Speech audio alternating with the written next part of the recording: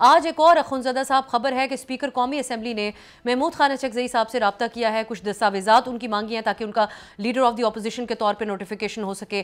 क्या ये खबर दुरुस्त है? इसको कितना मुस्बत आप लोग समझते हैं डेवलपमेंट?